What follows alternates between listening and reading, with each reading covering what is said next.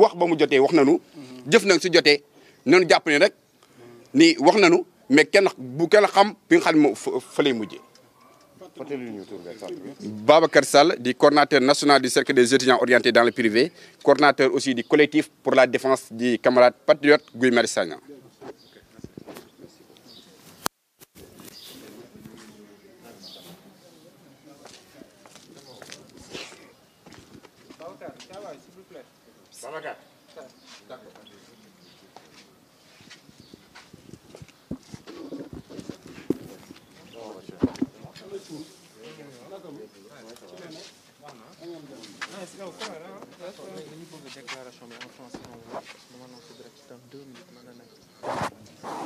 Seydina nu muy taxawee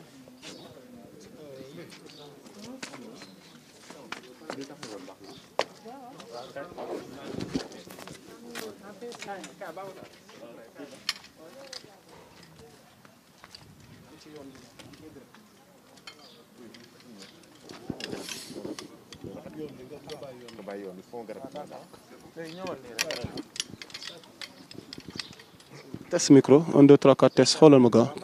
c'est bon kon Babacar nga fàttali ñu tur bi wax ñu sababu tey woote gi nga woote ngir jàkkaarloo taskatu xibaar yi. waaw ñun tey du tax ñu teew fi mooy en tant que Babacar Sall di coordinateur national du cercle des étudiants orientés dans le privé mais itam bokk itam si li nga xam ne moom mooy collectif aussi pour la défense du camarade Guy Marius Sagna du tax ñu teew fi du leen lu dul dénoncer mais itam wax li nga xam ne itam mooy injustice bu nga xam ne mooy li suñu camarade Guy Marius Sagna di dund actuellement. ñu jàpp ne loolu teggul fenn du dëgg du yoon ñu jàpp ne place am du kaso mais place am këram la ndax askan bi la fi nekkal te war nu seetaan mukk ki nga xam ne mooy Guy Marius Sagna di défendre intérêt de la nation war nu seetaan mukk muy nekk fi nga xam ne mooy kaso di ko humilier lu bon lu ñaaw lu nekk ñu koy jël di ko teg si daram jàpp na ni mérituwul loolu. bu weesoo loolu yaa ngi wax sànq am na nu ngeen fas yéene doxalee seeni combat ngir am gain de cause ci situation. waaw ñun ku nekk gis na li nga xam ne xewoon na Sénégal semaine passée askan bi ñoo wàccoon te lu taxoon ñu wàcc ñu bëri jàpp na ne mbiru politique la mbiru politique su fekkee ni moom moo taxoon nit ñi wàcc foofu jàpp na ni kon Guy Marius Sagna yoonam newu si ndax moom heure bu waxee rek li nga xam ni moom mooy njëriñu askan bi li nga xam ni wax itam li nga xam ni moom mooy jëmale dëkk bi kanam loolu rek lay wax donc pourquoi nu jàpp ko ñu jàpp loolu tegul fenn donc su fekkee ni loolu gis nañ ko mu amoon lu nga xam ni am na fi ñu bëri di ko ñaawlu loolu la ñuy bañ mu amaat ndax su fekkee ni kilifa yi fi ñu taxaw ba léegi taxaw nañ fa lu rawloo dina am ndax Guy Marius Sagna mooy sunu héros national Guy Marius Sagna c'est un révolutionnaire Guy Marius Sagna c'est un patriote nit la koo xam dañ ko fonk mais war nu ko jël di ko néewal doole di ko tuutil di ko teg lu nga xam ne itam ñu nga xam ñooy famille dañ ci teg seen bët te duñ si mën dara te méritiwul loolu. dinoo gis tamit lu mel ni cas Guy Marius Sagna ak ñeneen ñu mën a doon dañuy faral di dox ay tànk médiation wala di seeti ay kilifa ndax lu mel ni cas Ousmane Sonko bi fi mujj gis nañ ay kilifa yi ci dox tànk jàmm ngir jàmm dellu si ndax Sonko rek la woon ñu bàyyi ñeneen ñi ndax yéen tamit ci seen wàll yéen a ngi xool yeneen i xalaat ak yeneen i dox tànk jàmm yoo xamante ni pour mën lépp mën a tege fi mu war a tege. dañu jàpp ni ñu si bëri Ousmane Sonko moo leen taxoon jóg donc c'est un patriote. mais suñu xoolee loolu lu si bëri su nit ñi jógee ñu xam ni Guy Marius Sagna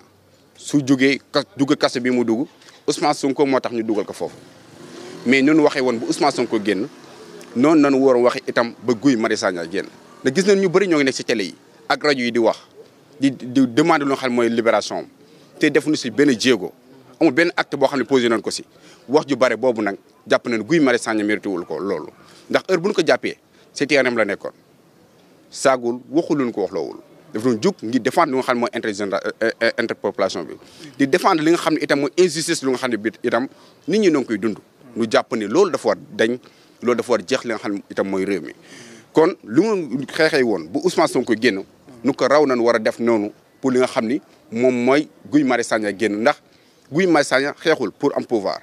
xeexul pour doon dara si réew mi dafa xeex justement pour lépp a jaar si yoon kon jàpp na ni kooku moo war a mën a tax dëkk bi yëpp génn ndax ku nekk ku comprendre woon ni Guy Marius Sagna tëdd na kaso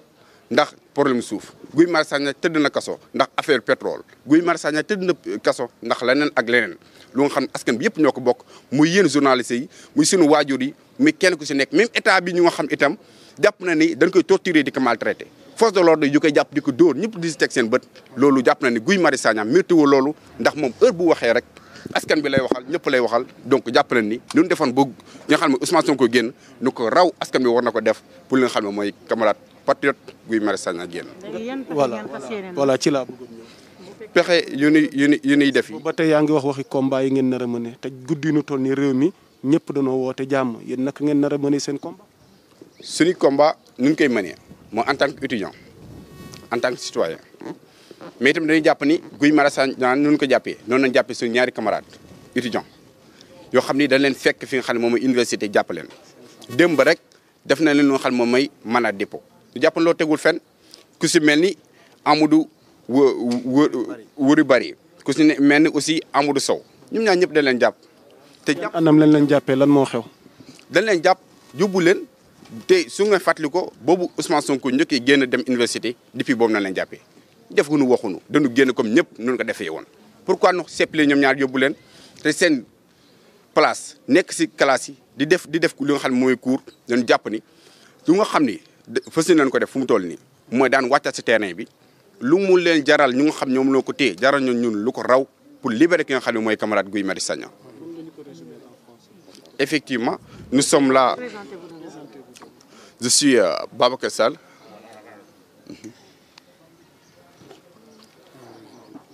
Je suis Babacar Sall, le coordinateur national du cercle des étudiants orientés dans le privé. En même temps aussi le coordinateur aussi du collectif pour la défense du camarade patriote Guy Marius Sagna. Nous sommes là aujourd'hui justement pour prendre sa défense, pour dénoncer aussi et réclamer aussi sa libération sans délai. Guy Marius Sagna, c'est un patriote, un homme digne, un homme qui défend aussi l'intérêt de la population, un homme qui aussi soulève et dénonce aussi tout aussi mot, tous les actes aussi posés négativement par l'autorité, mais aussi par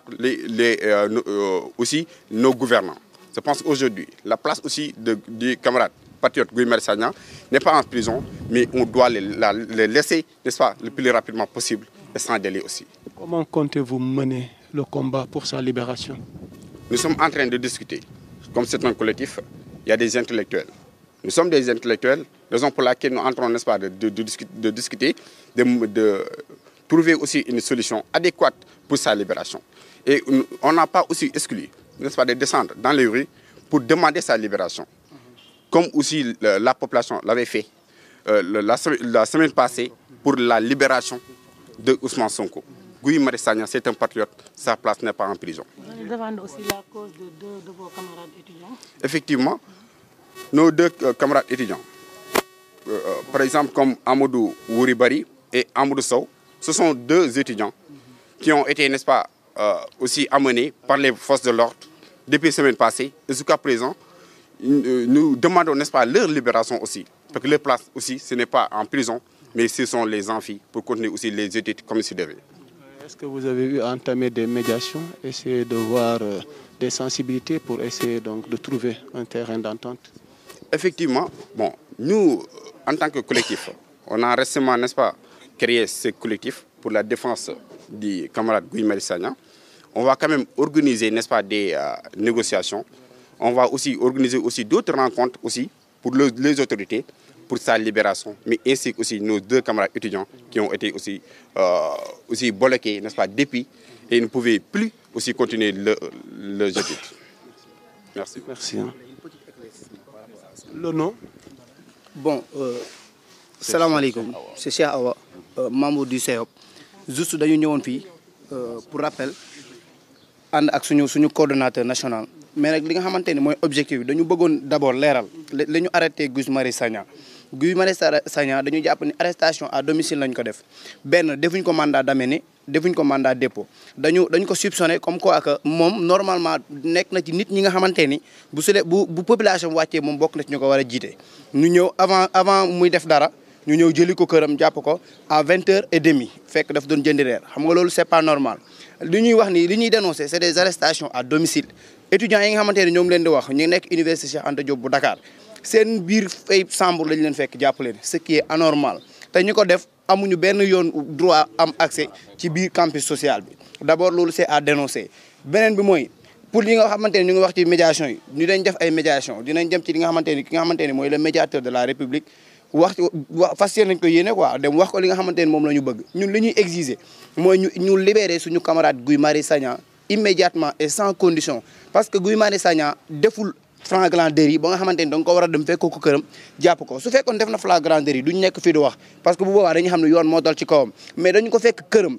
muy jëndi reer ñu jël ko arrêté ko de façon illégale parce que dañ ko soupçonné comme quoi que il fera partie des premiers à descendre sur le terrain pour dénoncer l'injustice et cette injustice boobu nga xamante ni moom la doon dénoncer moo tax tey moo nekk nii ñu ko tey di ko dundal ci prison bi nga xamante ni foofu la nekk en un mot daal loolu mooy li ñu xamante ni bëggoon nañ ko résumer di attirer tamit attention population bi di ko yëgal suñu papa yi ak suñu yaay yi ñu xam ni Guy Marius Sagna deful lenn loo nga xamante ni moom lañ ko war a jàppee lu dul ay soupçons yu ñu am ci kaw ndoodam merci beaucoup. Merci beaucoup ñoo leen remercier. Ok, c'est bon, ça va. Cheikh Awa. Ok, Cheikh Awa, avance. Rappelez-nous. Voilà, bonjour, je m'appelle Alassane Sow. Je suis le trésorier intérimaire de l'Union départementale des élèves étudiants de Koumpentoum. Bon, par là, tey lu ñu fi indi tey mooy bon par rapport ak Jëlal Défense suñu camarade étudiant yu ñu tee en l'occurrence de Amadou Sow ak Amadou Wuri Bari parce que dañ leen fekk au niveau du campus social et ils ont été reconnus par les services de sécurité du COUD ñu livré leen au niveau du police de Point E depuis boobu ba tey et je trouve que c'est lan leen jàppee ak yan conditions lañ leen arrêté. parce que bon dañoo jàpp la demee. ñoom ils sont des patriotes normalement bon depuis cas Ousmane Sonko bi en tout cas génnuñ defuñ dara ils avaient juste trouvé que ñoom ñu ngi génn di balader au sein de l'espace ñu jàpp leen illégalement et statut tamit lañ ko statut WhatsApp lañ ko jàppee vraiment bon ñun ñu ngi doon ay loo xamante ne sommes des étudiants et ñu ngi ñaawlu loolu par rapport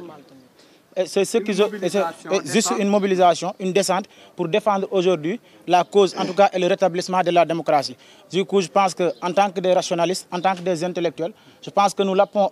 lançons un appel solennel à l'ensemble des étudiants de l'université pour une plus de prise de conscience à ce que vraiment nous prenons la défense de nos camarades étudiants qui ont été illégalement retenus et qui ont été depuis hier placés sous mandat de dépôt. Et ce que nous également nous lançons à nos autorités politiques en tout cas du ñaani de se mobiliser de remobiliser en tout cas leurs forces afin de pouvoir vraiment bon prendre position pour la défense de nos chers camarades qui ont été retenus en tout cas et qui sont placés sous mandat de dépôt. Et du coup nag objectif bi tey lan la dañoo ñëw en tout cas pour plus avoir de la médiatisation par rapport ak seen retenus en tout cas di leen naan en tout cas ils auront le maximum de notre soutien parce que s'il le faut sax nous allons en tout cas descendre sur le terrain en tout cas manifester parce qu'ils ont été retenus te ñun vraiment defuñ dara leur place aujourd'hui c'est pas la prison leur place aujourd'hui c'est dans les amphithéâtres ñu mën a continuer seen jàng parce que ils ont été instruits légalement et ils ont des droits comme tout un chacun je pense que dans le pays et non seulement ils sont des patriotes kon je pense que quand la démocratie elle est menacée ou quoi que ce soit war nañ war a mën a wàcc sur le terrain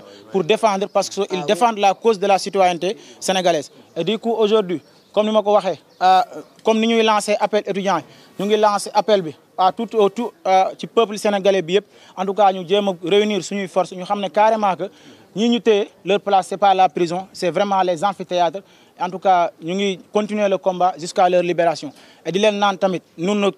nous arrêterons jamais notre combat sans avoir en tout cas un gain de cause boo xamante ne dinañ mën a libérer suñuy camarades étudiants yoo xamante ne ils ont été illégalement et injustement retenus aujourd'hui bon au niveau de la prison et je pense que comme niñ ko waxee ci cas Guy Marius Sagna c'est la même chose aussi ak ñëpp tey je pense que il n'est plus question que ñuy retenir des gens pour le simple plaisir retenir leen mais dañoo wata tey bu leen yoon daloon ñun on